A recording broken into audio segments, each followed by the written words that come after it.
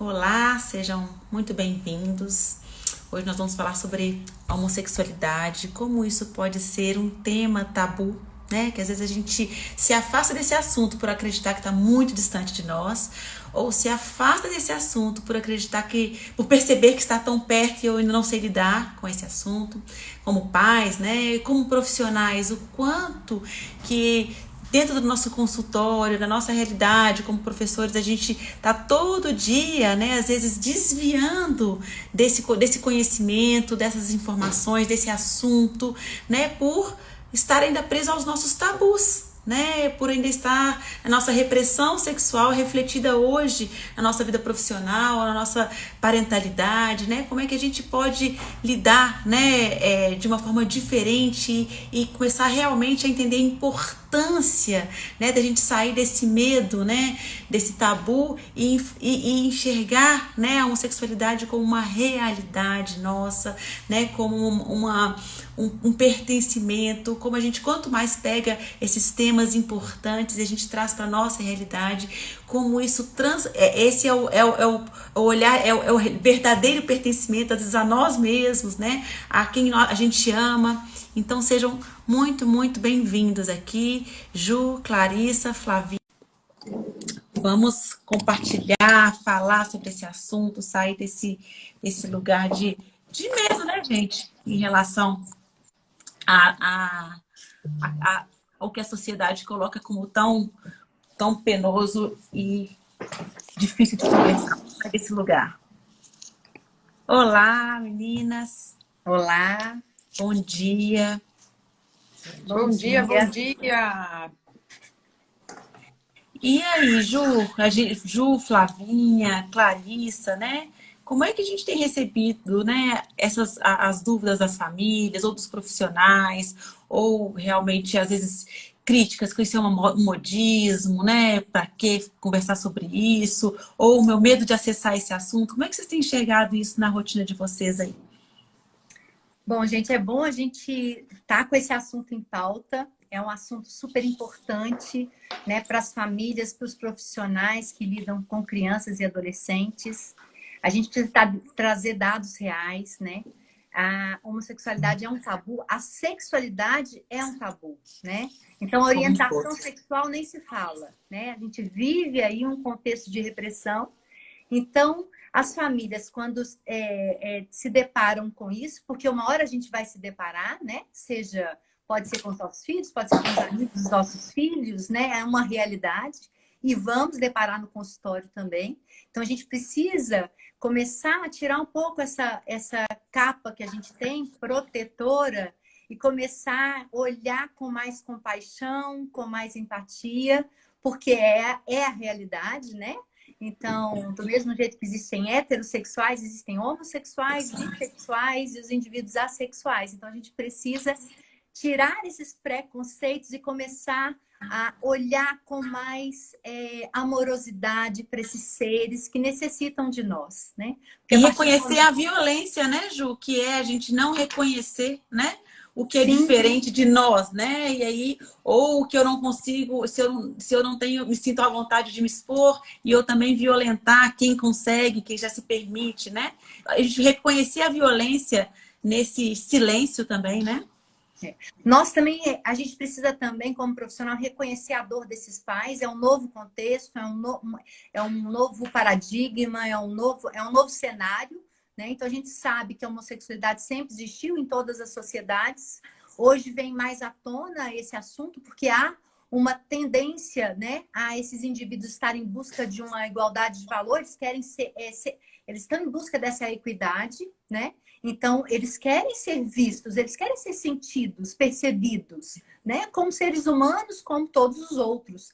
Então, a gente precisa estar olhando para essa família que vai encontrar esse contexto, mas também, principalmente, para essa criança, para esse jovem que talvez esteja vivendo uma angústia, né? Uma angústia de se sentir errado, porque tem muitas pessoas que acham ainda que é uma opção, que é uma escolha, né?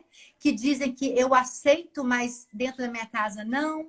Eu respeito, mas eu não aceito, eu não tolero. Então, o que isso vai gerar nessas crianças e nesses jovens? Eu trago aqui, a gente fica muito triste de ter que trazer isso, mas assim, hoje a gente sabe que a principal causa de suicídio na adolescência é por causa da orientação sexual. Então, a principal causa de ansiedade, depressão, automutilação, né? Então, todos esses transtornos, inclusive transtornos psiquiátricos, doenças também orgânicas, vêm primeiro pela não aceitação. E o mais importante da gente entender, a não aceitação do mundo, mas a não aceitação de dentro de casa, ela é mais potente, né? A mãe, através do olhar, ela reprime. Através do olhar, ela não aceita. E essa criança ali, desde pequena, se acha diferente.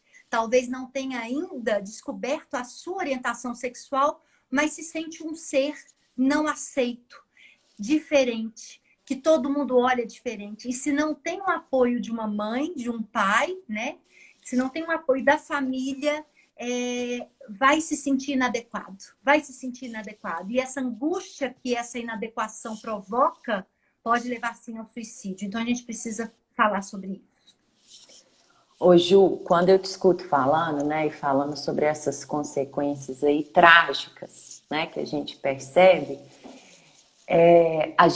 eu começo a me questionar, assim, né, por que chega, né, a um lugar desse, que a pessoa pensa em tirar a própria vida. Qual o tamanho dessa dor, né?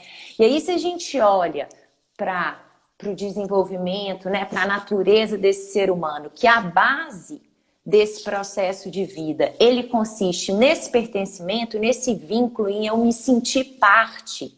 E para eu me sentir parte, né, eu preciso de expressar o que eu tenho aqui, que são esses impulsos, né? Eu poder sentir seguro para expressar minhas necessidades. Eu fico pensando, né, nessa criança que, quando a gente fala dessa força sexual, o que é essa energia? Amplia o olhar para isso, que não tem a ver com o ato sexual em si, mas com essa energia que me leva em direção à vida, né, a uma busca do bem-estar, a uma busca de me sentir vivo mesmo, é essa pulsão de vida. Esse ser que tem que ficar o tempo inteiro castrando, né, ou reprimindo essa força de vida. É óbvio que vai chegar um momento que o fato de eu ter que reprimir tanto, isso que me leva para o bem-estar, para o prazer, para a vida. O tempo inteiro eu tenho que castrar, eu tenho que esconder, eu tenho que dissimular, para eu poder pertencer, para eu me adequar ao que papai e mamãe espera, vai chegar um momento que essa dor é insustentável. Né? E a gente está falando de pulsões básicas aí do ser, né? Essa força sexual, o quanto que isso é óbvio que a gente vai encontrar na sociedade depois de 14, 15 anos, 20 anos, essas taxas. Se a gente olha para a origem, para a raiz da seriedade que é isso, assim, né? Essa dificuldade desse ser de encontrar um espaço para expressar o que ele tem de mais potente, o que vai levar ele em direção à vida, ao prazer, a um bem-estar. Sim. A gente não pode esquecer que todos nós passamos por essa socialização e esse abrir mão de si que a Clá está trazendo, assim como a repressão do patriarcado, dessa sexualidade, dessa pulsão, dessa expressão de ser, dessa expressão de bem-estar, ela também está sendo normalizada por séculos. Então, assim, eu entendo muito, né, o que chega para mim, as mães com medo. E, de novo, digo no bate-papo que eu tive com a Ju, que a gente precisa reconhecer que essa socialização está em nós, né? Que tanto a repressão como a violência na educação, que todas nós aí, né, promovemos apego seguro, promovemos um amor incondicional, promovemos qualidade nas relações, ela é algo que está trazendo à tona vários temas para que a gente se conecte com essa nossa natureza, para que a gente pare de normalizar essa violência em forma de repressão sexual, em forma de abrir mão de quem eu sou para agradar papai e mamãe, entende? Então, quando a gente começa a se unir numa rede em defesa da infância, em defesa da criança, a gente também acolhe a criança que está aqui dentro de mim. Eu fui socializada, me assusta pensar que a minha filha vai sofrer com a violência do mundo, porque eu tenho medo. Eu tenho medo do que eu sinto, eu tenho medo das possibilidades, eu tenho medo do que é essa abertura dos jovens de hoje e espelham a minha própria dor que eu não me dou conta.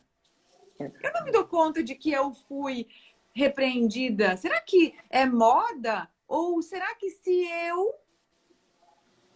quando tinha meus 12, 11 anos, se eu soubesse da possibilidade, não que o problema seja o acesso dessa geração. Gente, a gente não vai limitar a geração de hoje, que é uma geração do clique, a ter acesso de informação. A gente não vai. E a informação não é o problema. A questão é que nós normalizamos tanto a violência da repressão que a gente acha que agora é moda porque a gente está vendo aí na televisão um beijo homoafetivo, que é absurdo. Não! Absurdo. Que eles que estão incentivando, né, Flavinha? Isso! Porque ele ainda está nesse lugar de pensar que é uma escolha, né? E aí, se é uma escolha, eu tenho uma ideia. Por causa que outro me trouxe essa ideia, né? E aí, Livinha, eu nem me toco de que a violência em si não é esse problema de que agora virou, tá tendo acesso às pessoas com igual dignidade. Onde já se viu um homossexual ter igual dignidade a mim, que eu tenho direito a beijar o meu marido num shopping e não ser repreendida? Gente, se nós estamos trabalhando com educação, igual valor, igual dignidade, as pessoas precisam ter o mesmo direito. Ah, Flávia, mas meu Deus, ficar... Claro, gente, do mesmo jeito que a Lívia não vai ficar passando a mão no marido dela no shopping, a gente realmente... Mas assim, isso precisa ter o igual valor, o igual dignidade, o igual direito. E nos ofende muito, ou nos assusta, o medo que eu tenho de que o meu filho... escancare o meu próprio preconceito. E aí, nisso, eu quero dizer aqui para a imensidão das mães que me escrevem, que estão acompanhando a escola, que querem trabalhar com isso também, ou que querem melhorar a sua própria relação dentro de casa, que é aí que começa para a gente ser bons profissionais. Eu preciso acolher esse meu medo de olhar para temas que me afligem. Porque, entender o meu medo, né, Flavinha? Na verdade, entender que medo é esse? Porque a gente vem dessas... Assim como a gente vem no automático em muitas circunstâncias de violência com os nossos filhos, né? De humilhação, isso e aquilo. Esse outro medo também, né? Da orientação sexual. Que medo? Às vezes a gente nem consegue reconhecer que medo é esse. Está só replicando sem perceber a violência disso, né? E por medo de acessar esse medo, Lívia, eu quero bloquear. Vou sabe fazer o quê? Prender meu filho em casa, vou proibir a internet, e aí isso não vai acontecer. Não tem o que a gente faça para segurar uma pulsão de vida. É uma pulsão, é isso que a Clarissa trouxe. É uma pulsão de vida, é o ser dessa pessoa, né? Então que a gente não esteja de frente para as crenças, de frente para uma sociedade, de frente para minha história, de frente para o que eu aprendi e de costa para o meu próprio filho. E o risco, né, Flavinha? O risco de aprisionar essa pulsão de vida é exatamente a ansiedade, a depressão e o suicídio, né? É muita vida que eu tenho aqui, mas eu sou barrado, né? Eu tô desconectado totalmente do meu ser essencial porque eu ainda tô ali atendendo os desejos da minha mãe, né? Ela deseja que eu seja hétero. Isso é um desejo de um pai, de uma mãe, né? Então, desejo da sociedade, entre aspas, que eu seja em detrimento, hétero, né? que é que eu não sou. Eu não sou, então totalmente desconectado, que não me provoca angústia, então eu prefiro morrer. Porque viver o que eu não sou dói mais do que morrer, né? Então, aqui nesse mundo não me cabe mais. E pra gente é muito difícil aceitar o outro como ele é, porque nós não nos aceitamos como somos. E acho que é aí que vem o medo, Ju. Porque o meu filho me escancara isso. O meu filho homossexual me escancara isso. E aí eu preciso olhar assim, ó. Lívia, imagine que você é a pessoa que eu tô acolhendo como profissional. E eu tô tão insegura em dialogar contigo, porque eu não sei, Lívia, vamos imaginar que você é uma mulher trans, que pronome eu tenho que usar, em vez de eu me abrir na minha vulnerabilidade, acolher a minha limitação e dizer, Lívia, que pronome você prefere que eu use com você? Porque, desculpa se eu falar alguma coisa que vai te ofender, porque eu fui socializada num lugar e eu quero aprender. É a gente como profissional, como pessoa, como mães, está aberta para aprender. Exato. Exato. E meninas, tem muitas perguntas aqui, eu quero que a gente compartilhar e começar a respondê-las. Eu acho que vai ser bem perguntas Eu relevantes queria, aqui. antes de você começar, Livinha, eu queria trazer para os pediatras que estiverem aqui, né, para os profissionais que estão no consultório, uma questão muito importante. A gente precisa trazer o assunto sexualidade para dentro do consultório, tá? Os psicólogos trazem de qualquer forma, mas os pediatras não falam sobre isso, né? E precisamos falar desde que esse bebezinho chega no consultório. Né? A gente não é para deixar para falar só na adolescência, porque a gente pode ajudar muito as famílias com essa construção, né, de importância, porque essas famílias chegam totalmente reprimidas, desconhecendo o assunto, muitas não gostam nem que a gente fale sobre partes íntimas. Então, que a gente comece a desconstruir isso dentro do consultório, porque é o papel do pediatra, sim. E que isso faz parte da prevenção de doenças, né? Porque todo esse recalque vai adoecer essa criança. Então, esse é o papel do pediatra. Se o juramento é a prevenção de doenças, né? É o cuidado desse indivíduo. Podemos começar aqui? Podemos. Então, vamos lá. A primeira pergunta. Devo trabalhar isso na educação infantil? Sou coordenadora pedagógica. Vocês estão vendo a pergunta aí? Não. Também não. Tem que apertar nela, Lívia, daí aparece aqui embaixo. Para mim aparece. Ah, mas então não vai funcionar porque nós estamos em 4, deve ser por isso. Não é individual, sabe? Mas Pode falar, Flavinha. Como é importante a gente entender que tá no nosso inconsciente coletivo, Cacau, tá no nosso inconsciente coletivo que se eu não falar sobre, eu não vou viver isso, sabe? Não, se eu trouxer esse assunto, é que na realidade esse meu medo de trazer esse assunto tanto numa escola como dentro da minha própria casa, ele vai trazer à tona a minha insegurança. E tá tudo bem estar inseguro e estar com medo, porque o medo tem uma função muito importante. O medo tem essa função de sobrevivência. De evolução, porque se não fosse o meu medo, o medo dos nossos ancestrais, eles não tinham sobrevivido até aqui. Então, a partir do momento que eu tenho medo disso, e lembre que toda emoção, ela nos convida para a ação, então que eu junte esse meu medo e saiba que sim, eu tenho preconceito em mim e que eu preciso, como uma diretora da escola, que foi essa pergunta, ou vamos colocar aqui como uma psicóloga, ou dentro de um consultório médico, ou como uma influencer numa rede social, se eu realmente trago isso e reconheço em mim, eu busco informações para me ver influenciando positivamente as pessoas, me ver educando. E dentro de uma escola, isso tem um poder tão grande, mas tão grande que essa pessoa, na minha opinião, vai ter que sustentar o medo de uma comunidade escolar, dos pais e de professores que ainda estão assim com repressão, né? Primeiro ponto. 2, está muito seguro do papel preventivo de abuso sexual que essa educação vai dar. E vejam bem, agora que a gente está quase na era da fake news e da pós-verdade, onde quando a gente fala de educação, a gente já vem assim, vão ensinar meu filho a fazer sexo, né? Porque ontem eu estava lendo um livro fantástico da Bell Hooks, onde ela fala assim que a gente... nos falta tanto amor que eu tenho uma migalhinha aqui. Então, na ausência da base dessa migalha, eu vou lá para o oposto. Então, por isso o pensamento tão polarizado. Educação sexual na escola, então quer dizer que vou ensinar meu filho? Claro, a gente não consegue um meio termo, a gente não consegue um equilíbrio e nem consigo me abrir de tanto medo que eu tenho, de tão repreensiva que eu fui. E a potência em dados de uma educação sexual na escola, desde cedo, ensinando nome correto de partes íntimas, porque cotovelo é cotovelo, mão é mão, cabeça é cabeça. Só a parte sexual que tem apelido? Por que será? Vamos ampliar? Quem foi que apelidou? Por que é vergonhoso minha parte sexual? Não é. Como eu ensino o não, o toque do não, o toque do sim? Porque a escola, através de educação sexual, já sabemos que, como a imensa maioria, dói meu coração falar, mas a imensa maioria dos abusos sexuais acontecem em casa por conta de... Eu nem sei como criança que eu posso dizer não para aquele tio, eu nem sei que eu posso dizer não ou que eu posso contar que eu estou sendo abusada sexualmente. E se eu tenho algo fora da minha casa, isso salva uma alma.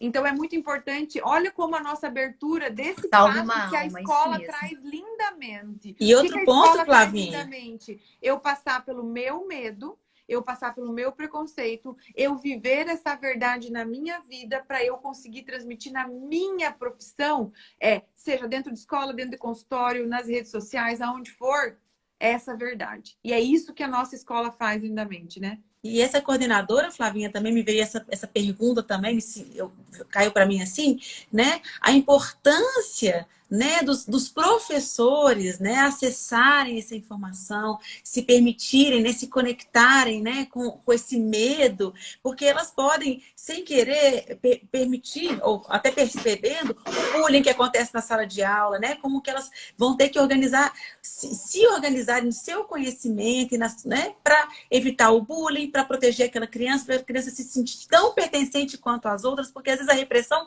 vem do professor. Sim, E o professor vira espelho para aquelas crianças, né? Então, como que uma coordenação de uma escola tem que estar muito atenta a isso, né? Como esse professor espelha, às vezes, o comportamento de toda uma sala de aula, né? E que vai impactar emocionalmente na vida dessa criança e que vai seguir para a adolescência e vem depois essas respostas de suicídio, isso e aquilo, porque a escola normaliza também esse bullying, normaliza esse preconceito, né? Considerando como natural. Podemos ir para a próxima? Vamos. Olivinha, teve uma pergunta que a gente recebeu, eu e a Ju, que eu acho que a gente falou aqui, mas acho que é importante a gente ressaltar a questão de que as pessoas estão nos pedindo muito, né, Ju, sobre a questão do bissexual. Tudo bem para vocês? Porque eu acho que a Ju tem uma fala maravilhosa em relação a isso, que é importante a gente olhar para os tabus sociais, para nós, o que nós pensamos disso e o que a ciência nos traz, porque é esse conhecimento que aqui na escola a gente traz como frente de defesa da infância. A gente precisa pegar o conhecimento e transformar isso em uma forma que chegue nas famílias, nas escolas, para que as crianças possam ser elas, né? Ju, o que está acontecendo com tanto jovem querendo ser bissexual? Na verdade, a gente pensa, né, que é um modismo. A gente acha que porque um falou, o outro falou também, e isso vira uma grande cadeia. Eu recebo isso demais, assim. Pais que às vezes proíbem amizades porque perceberam que aquele menino ou aquela menina se diz, ou então perceberam que ou que mas na fala mesmo, hoje eles têm eles, na escola, principalmente, no ensino médio, principalmente, que a gente sabe que entre 14 e 17 anos vem essa coisa do desejo mais forte, então eles já se percebem, né? Eles percebem para onde está direcionado o desejo deles, para onde está direcionado o amor e a paixão. Então, quando esses pais percebem, eles já ou afastam, porque eles acham que pode ser uma coisa de moda mesmo. Então, todos vão ser ali naquele grupo. O que eu percebo é diferente, eu convivo com esses adolescentes e eu percebo que eles se juntam, eles se unem para se defenderem, né? Então, assim, eles estão juntos porque juntos eles conseguem ser mais fortes. O adolescente é bem assim. Ele procura seu grupo para se sentir mais forte. Quando ele assume, né, que a gente fala coming out, então ele está saindo, quando a gente fala do sair do armário, é porque ele já tem certeza daquele sentir dele. Né? A gente entende que na adolescência ainda os desejos estão confusos, né? Então a gente a gente escuta falar mais sobre a bissexualidade e depois esse jovem pode se definir homossexual, mas é uma coisa, a gente hoje até pensa numa coisa mais fluida, né? Que pode sim se definir como bissexual e depois como homossexual, primeiro como homo, depois bi, ou então hétero. Então assim, a gente precisa entender que não é uma escolha. A gente tem, os índices hoje mostram 10% da sociedade ela é homossexual, 4,5% mais ou menos é bissexual, então 10 homo, 4,5% mais ou menos bissexual. Só que quando a gente vai fazer uma pesquisa na adolescência, a gente encontra níveis aí de 50%, 52%. O que a gente escuta muito, muito falar dos jovens, assim, os jovens, eles hoje estão caminhando para uma liberdade de expressão, para uma conexão, e eles conseguem ser quem são entre eles, né? Às vezes com os pais não, mas entre eles sim. E a gente percebe esse movimento e percebe uma coisa muito linda que está acontecendo, e que eu falei com a Flavinha, eu considero linda, né? Mas que é eles estão, na verdade, eles têm um preconceito contra os homofóbicos. Então já há um direcionamento dessa violência, né? Porque o ser homofóbico não é uma opinião, né? É pura violência. Então eu não posso. A minha opinião é que eu posso ser homofóbico porque eu vim de outra geração. Né? Isso não é opinião, isso é violência escancarada. Não sei se é isso, Flavinha, que você queria que eu dissesse. Não, Ju, é porque assim, ó, as perguntas, que nem aqui tem uma, ó. As críticas já existem, são ótimas. Como lidar com o adolescente bissexual? Eu acho que assim, tanto nós como profissionais, como nós mães, porque antes de ser profissionais, todo mundo viu sua própria profissão transformada ou seu próprio olhar de mundo transformado depois que essas almas nos escolhem pra gente ser mães, né?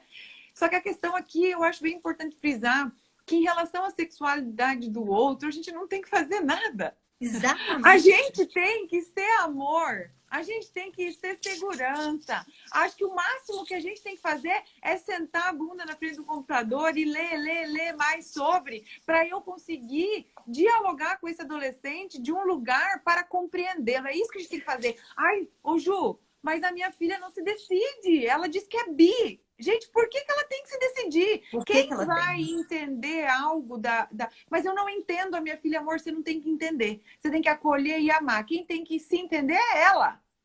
É a tua filha. Deixe ela se expressar. Entende? Porque eu entendo que aqui, só um pouquinho claro, que eu entendo que tem aqui um medo de que eu quero que meu filho se defina, que o meu filho não sei o quê, ou que meu filho vai sofrer. Se ele tiver o teu apoio, o teu amor, o teu amparo, nem que seja assim, filha, eu não sei. Como que a mamãe deve falar? Viu, mas você trouxe um menino e agora você quer trazer uma menina, a mamãe fica confusa. Mas tudo bem, eu vou te amar. Né? Porque a mamãe não tem que ter certeza disso. E nem você, porque bissexualidade não é coisa de indeciso. Porque se a gente for estudar antropologia, se a gente for estudar biologia humana, muito se mostra que praticamente todos nós somos. Porque, ó, veja bem, quando a gente tem uma cultura tão opressora, Ju, o problema são os bissexuais, mas ninguém trata com a mesma violência homem que está traindo, famílias... Porque, assim, todo mundo tem na família alguém que tem uma família fora do casamento. E isso está normalizado na nossa sociedade. Mas quem é libertinagem é os bi, é os homo. Então, olha aqui o quanto hipocrisia sustentada pelo patriarcado que bota o poder de que o homem pode. Inclusive, quando a gente tem repressão sexual, a gente não se dá conta do quanto a gente vive uma mentira. E isso abre possibilidade para uma vida dupla, né? Tanto que no Brasil, nós somos os maiores consumidores do mundo de pornografia trans e homossexual. E esses consumidores são homens casados, mas isso não é vergonha. Isso não é algo a ser combatido, mas homossexualidade, sim? Não, né, gente? Então, assim, a gente precisa ampliar o olhar. E quando a gente amplia o olhar, gera um certo desconforto. Meu Deus, nunca tinha pensado assim. Gente, é verdade. Meu tio tem filho aqui, meu tio tem filho ali, 3 casamentos, não sei o quê. Mas isso não é vergonha. Vergonha é o meu filho que quer amar. Que quer só amar. Não é? Sim. Clarice ia falar, a gente tem perguntas importantes aqui que eu acho que a gente podia, que tem de quem está aqui conosco. Vai lá, Clarissa. Tá, eu só queria incluir um ponto, assim, que a Flávia falou assim, vamos buscar informação. E aí eu acho que ela trouxe uma série de informações que realmente fazem a gente começar a questionar um monte de coisa que talvez a gente não questionava. Mas além da informação, é isso, a gente precisa de fazer esse questionamento interno também. Diante de um filho bissexual, eu vou buscar informação? Vou, porque a informação, ela me sustenta na minha capacidade de compreender esse assunto e eu conseguir comunicar e falar sobre, dar nome talvez para algo que ainda estava muito inconsciente, muito desorganizado, por eu não ter conceito, não saber sobre. Só que, além disso, eu preciso de fazer esse processo também, de me observar e entender quais são os meus medos em relação a isso, ou o que surge quando meu filho se posiciona dessa maneira, ou que eu vejo essa criança indeciso, ou essa criança escolhendo, ou essa criança experimentando, esse adolescente experimentando, ou fazendo um movimento que seja, o que surge em mim? Quais são os medos que surgem? Quais são as vergonhas que surgem? Quais são as inquietações que surgem? O quanto dessa potência de vida que eu estou vendo esse ser experimentando, que eu estou vendo esse ser dando vazão, eu não permito dar na minha própria vida. O quanto eu, né, tô projetando nele os meus próprios medos, e aí é um processo de buscar informação, mas também de olhar para si. Não é só buscar a informação, ela vai me trazer esse repertório e vai fazer eu expandir aqui, mas eu preciso também de olhar para o que está acontecendo aqui internamente, diante disso que essa criança o tempo inteiro provoca perca aqui dentro de mim. Então, esses dois caminhos precisam de ser percorridos, eu sinto. E esses dois caminhos precisam ser percorridos e eles vão ser, às vezes, conflitantes. E é que a gente esteja sempre realmente aberto, porque aqui, olha, uma pergunta bem importante. Que fala assim, porém, não se definir significa também uma falta de identidade. Não necessariamente. Baseado em quê? Né? A gente tem muito achismo. Não, ué, então definir. Por que essa necessidade de eu me definir algo? Não quer dizer tipo assim, a hora que eu começo a me questionar sobre isso, falar, o que eu vou descobrir? Nossa, por que eu tenho sempre que ter um posicionamento ou uma identidade? O que eu quero provar para alguém? O que abre diante de mim o fato do meu filho não se definir? Aí eu me sinto, exponho a minha insegurança, exponho os meus medos, a minha necessidade de sustentar um rótulo para provar algo para o outro. E, gente, e que eu pensei também, né? Enquanto eu estou nesse lugar que a pessoa não se definiu, então eu não preciso nem entrar nesse assunto. Deixar ela se definir primeiro para eu poder, né? Então vem esse lugar também, gente, né? Porque veio isso em mim aqui, uai. Na verdade não define lá como é que eu posso comunicar, como é que eu posso saber como agir, né?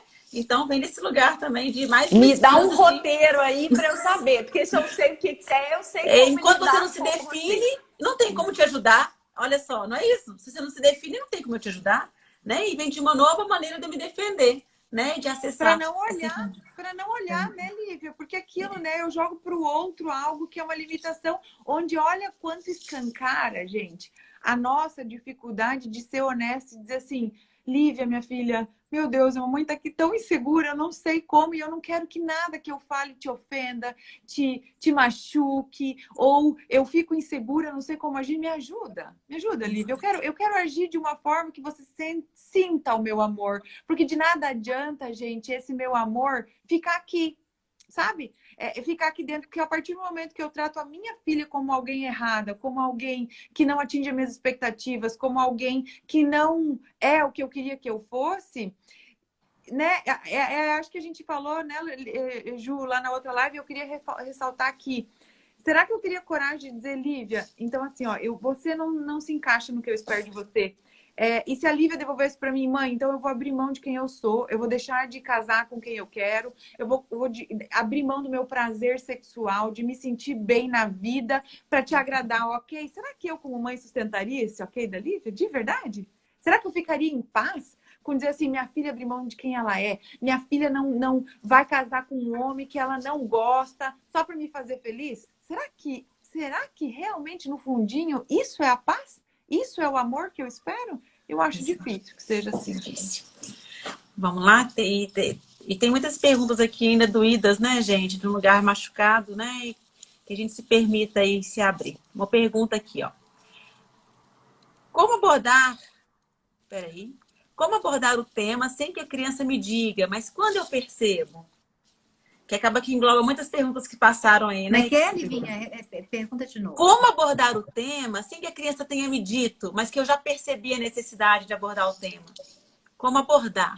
Como é que eu acho que as pessoas fazem muitas confusões. Assim, eu não sei se é com a criança que ela está percebendo alguma coisa, mas assim, para criança, gente, é tão natural o homo, quanto o bi, quanto o hétero, quanto assexual, né? Quanto trans. Então, a criança está num mundo que não tem esses paradigmas e esses rótulos, né? Então, a criança lida muito bem com isso. Ela aprende o preconceito dentro de casa, né? A homofobia é aprendida dentro de casa, né? Normalmente não na escola, mas dentro de casa. Então, para eles é muito natural. Abordar o assunto pode ser, por exemplo, a criança perguntar: ah, mamãe, eles são casados? O casal homossexual, o casal gay ali. Então, vê um casal beijando, vê dois homens se beijando e ela perguntar: pode isso? Então, é só a gente falar, claro, como pode homem com mulher, mulher com mulher, né? Então, eu acho que não abordar, não iniciar esse assunto com a criança, porque a criança, ela vai trazer questões. O mais importante é a gente entender, né? Na verdade, aí a orientação do desejo vai vir mais na adolescência. Quando eu desperto o meu desejo, como é com o hétero, né? O hétero começa a desejar na adolescência. O homem começa a desejar. Eu não tive que chegar para minha mãe e dizer: mãe, eu sou hétero. Exato, né? Converse comigo sobre isso, né? Mas que triste, né? A pessoa tem que fazer isso. Por quê? Porque existe uma violência aí. E isso é tão lindo, gente. A minha cabeleireira é uma mulher trans, né? E é muito natural. Eu te contei para a Ju, e a Catarina falou: ele, não sei o quê. Daí eu chamei com muito amor, com muita compaixão. Eu falei: filha, a Rafa gosta de ser chamada de ela. Daí a Catarina nem tinha percebido. Ela falou: mamãe, eu ouvi a voz dele e achei que era ele. Eu falei: mas ela gosta de ser chamada. Ele nasceu um menino e agora ele se identifica e no coração dele, na cabeça dele, ele sempre se via como menina. Ah, tia Rafa, então você não corta muito aqui. Ela já mudou o assunto, já foi falando do corte de cabelo e virou a tia Rafa, entendeu? Então, assim, é de uma naturalidade que exatamente o que a Ju falou, que o ódio, o preconceito, a gente que ensina para a criança a forma de amar e respeitar as diferenças também somos nós que ensinamos. Exato. A Edneia trouxe uma coisa importante aqui, Livinha, não sei se você já ia nela. Ela falou assim: nascemos já definidos, homem e mulher. O que vem além disso é confusão e negar a criação. Aí a gente vai para vários conceitos de sexo, de gênero, né, de orientação sexual. A natureza humana ela não é tão assim, homem e mulher. Binária, né? Muitos são conceitos sociais, então a socialização, né? Então a gente vai estar simplificando e rotulando e tirando. A gente vai colocar duas caixinhas e pegar todo o resto das outras pessoas no mundo e excluir, né? E vem de conceitos. Fingir que não viu. Fingir que não Mas viu, você né? vê. Esse pensamento chega para mim assim, meio incoerente. Então vamos pensar assim: ok, Deus fez sexo feminino e Deus fez o sexo masculino. Essa confusão já vem de uma crença de que a gente criou isso, mas quem criou a gente? Foi Deus também. Então, por que Deus criou, então, homossexuais? Será que não é para a gente também começar a pensar que o meu pensamento também foi construído confuso? E criou homem e mulher, tá bom. Mas criou homens homossexuais, bissexuais, né? Heterossexuais, mulheres. Então, a gente pode ir ampliando muito mais isso aí. A gente sabe que é genético e tem alguns fatores. Tem de gene, tem fatores epigenéticos, marcadores epigenéticos, que estão relacionados muitas vezes, às vezes, à exposição de hormônios durante a gestação. Então, tem várias possibilidades aí. E também de vivências, né? De vivências. Como que eu me descobri heterossexual? Né? Então, assim, como que a gente se descobre? Então, a gente vai se percebendo e pronto, né? Então, não é tão... tem só homem e mulher e Deus quis assim, né? E o resto tudo é gente confusa que tá por aí. Na verdade, mais para mim, Flávia, a confusão muito é posta patriarcal. Por quê? Porque homem e a mulher, segundo as crenças, só fazem sexo para reproduzir. Então, não serve o que não reproduz. E por que a gente precisa viver só para reproduzir, meus amores? A gente pode viver para amar, a gente pode existir e fazer da nossa existência aqui algo grandioso. Isso não necessariamente precisa gerar uma vida, mas que o nosso comportamento não cause mortes, não cause dores, não destrua almas. Eu acho que é isso que é a coisa mais linda que a gente pode fazer. E para isso, a gente precisa se abrir. E eu sei que de vez em quando gera essa defesa, de dizer, não, mas eu cresci com isso. Mas calma, ok que você cresceu com isso, tá tudo bem, né? Então, o mundo está evoluindo e como a gente vai falar historicamente aí, tudo que a igreja já fez, tudo que as religiões já fizeram, todo o estrago e dor que já foi feito também em nome do monoteísmo. Então, isso a gente precisa saber também, entende? E outro ponto, Flavinha, se a gente fala de patriarcado, e se o patriarcado tinha como base escravizar as crianças, né, que era para mão de obra, e para escravizar as crianças eu precisava de alguém para produzir essa criança que vinha da mulher, e aí vinha esse outro lugar do patriarcado, então por isso que uma relação que não gera filho, para mim, ela não é interessante, porque ela não gera meus escravinhos ali, né? Então a gente começa a entender como é que a gente já perdeu a linha de raciocínio há muito tempo, e agora a gente está se debatendo como aqueles macacos que levavam aquele jato de água na jaula para pegar a banana, que depois tinha todos os macacos lá que nunca tinham nem tentado pegar a banana, mas nem levantava a mão mais. E a gente já está nesse lugar. Eu fico só repetindo o conceito, de perder até o histórico. Lógica, sim, né?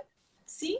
Então a gente entender que a gente já perdeu o contexto e ainda está replicando na ignorância mesmo, gente, por não se permitir entender. Por que não? Mas quando é que veio o não para mim? A gente vê também que as religiões, Livinha, para a gente poder contextualizar das pessoas, eu vejo que provavelmente ela é uma mulher cristã, então entender que as religiões também estão evoluindo nisso, né? Estão evoluindo, querendo evoluir, né? Então a gente precisa se abrir, porque a gente tem um universo inteiro ainda aí para conhecer, além desse patriarcado, além do patriarcado. Exato. Mais perguntas importantes aqui para a gente quebrar alguns tabus aqui, ó. Adolescente de 17 anos diz que gostava de mulher e agora está namorando homem. Eles estão confusos. Acho que a gente já falou dessa questão de né? Sim. Eu acho que aqui, Lívia, tem um lindo espelho. Meu filho namorava uma menina e agora namora um menino. Ele está confuso? Não. Aqui eu vejo um espelho lindo e gigantesco. Ele está me deixando confusa. Para mim, chega assim no meu ouvido. E todo mundo que trabalha com profissionais como nós sabe ler o que está por trás do não dito, né, Lívia? Então, assim, aqui o que essa mãe está falando é isso, né? Não é ele que tá E às vezes, Flavinha, a confusão vem não do lugar desse, mas vem de um lugar assim. Esse menino, isso acontece demais no consultório. Meninos que tentam ter relações heterossexuais para agradar os pais e depois têm coragem, né? Porque a pulsão de vida é maior, a vontade de ser feliz e de viver é maior. Então eu mostro quem realmente sou, mesmo que eu não seja aceito, dói mais em mim não ser quem sou. Então eu vou me mostrar. E aí a confusão daquela mãe e essa coragem toda, né? E por que ele fez de tal forma e agora está fazendo de outra forma? Por que mudou de ideia, né? E aí mas é que aí vem uma crença também que a Alice Miller traz maravilhoso no Honrai Pai e Mãe, né? Que é o Não Perceberás. É essa questão tão grande de que para nós também é uma violência normalizada que, sim, é minha obrigação fazer meus pais felizes, atingir expectativas deles, nem que isso custe minha própria vida e eu não vou perceber o quanto as minhas crenças façam que eu não percebo, o quanto eu não sei mais sentir, o quanto eu não estou mais conectada comigo mesma, o quanto, porque eu preciso olhar para o outro, né? Esse locus de controle sempre externo e a potência amorosa e de ser humanos que a gente consegue ser quando a gente se conectar com a nossa, né? Então, isso aí eles são espelhos para nossa alma constantemente, né? E aí a gente começa a se entender como um ser de um potencial tão enorme e isso pode assustar muitos pais e profissionais. Sim. Aí, ó, tem uma questão, eu acho muito importante, a Mariane, a gente está finalizando, mas assim, ela trouxe, meu Deus, foi justamente o que eu fiz. Me casei com um homem no ano passado só para agradar a minha família. Mari, um abraço do meu coração para você, querida. Que, querendo ou não, cada vez que a gente lê os comentários, né? Essa semana foi muitos jovens me escrevendo, dizendo o quanto abriram mão de si mesmo para agradar os pais, o quanto vivem doente. E olha a violência que a gente normaliza.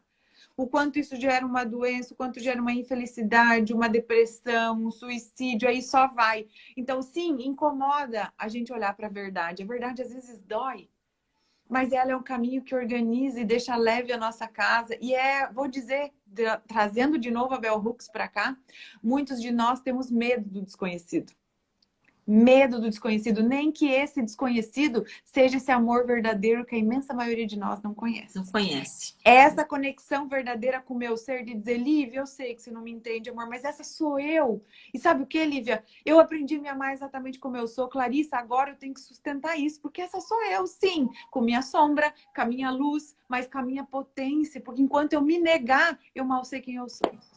E aí, e aqui, gente, a gente até já começa a costurar, né? Por que uma escola como a nossa está falando sobre esse tema, né? Porque se a gente fala que a gente defende a infância, que a gente defende as crianças, a nossa criança, né? E a criança com quem a gente tem contato hoje, significa que a gente tem que começar a olhar para esse amor incondicional, assim como a gente quer que a criança obedeça, independente do que ela sofra, independente do que ela tem que recalcar dentro dela, né? Que ela seja do jeito que eu espero, bem desse mesmo lugar, né? De que se meu filho tem uma identidade, né?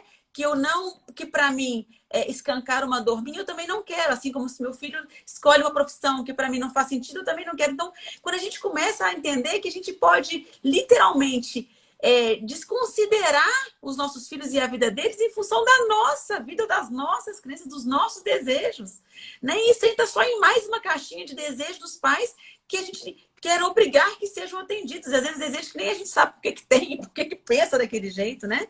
Mas violência, eu não me importo com o que meu filho sente, pensa, deseja. Eu sou mais importante. Preservar as minhas emoções e me deixar nesse meu lugar confortável é mais importante. Então, é entender que isso entra nessa caixa aí, né? De que as minhas emoções, o que eu sinto é mais importante do que o meu filho. Simples como isso, né? É mais importante para a gente vê-los felizes e a gente permitir que eles floresçam ou reprimir, independente de que dor sentem, como estão, né? Independente se vão para droga, álcool, suicídio, não. Para mim é melhor do que me incomodar num assunto, num tema ou no que a sociedade percebe, vê. Tá ficando doido mesmo isso, né? Mais ou menos assim, ó. Eu prefiro ficar confortável na violência que eu normalizo. Que de confortável, na real, não tem nada. Porque vou dizer uma coisa, sabe qual é a nossa maior dificuldade? Aí eu vejo quanto, né, no lugar que você está trazendo lindamente, Nívia, enquanto pais e profissionais, como eu não consigo me olhar, ter empatia por essa dor da violência que eu vivi, como tá difícil olhar para o outro, né? Porque o que a gente trouxe na outra live assim, é tão fácil, a gente se adaptou a tanta coisa. Lívia, o teu computador de 10 anos fazia o que o nosso celular está fazendo hoje? Não fazia. E a gente se adaptou a uma transformação em prol a um status quo e a uma sociedade capitalista. E tá aqui, nós estamos as 4, em cada uma num canto do mundo, do Brasil, conversando junto, que nosso computador de 3 anos atrás não fazia isso. Mas a gente se adaptou. A gente se adaptou facinho. Agora, olha a minha dificuldade a se adaptar a uma mudança gigantesca quando quer dizer sobre a vida do outro. Sobre como o outro vai se sentir, como o outro vai decidir sobre si mesmo, como o outro vai viver depois que eu for embora. Ou eu vou querer assim, ó, Lívia, então eu sou tua mãe. Você vai viver a tua sexualidade, a tua vontade, a tua vida depois que eu morrer, porque enquanto eu estiver aqui, você não vai. Aí isso é bom pra mim? Isso é valor, né? E não é, gente. A gente pode ter uma sociedade amorosa, como a gente pode olhar, ampliar, abraçar o nosso desconforto.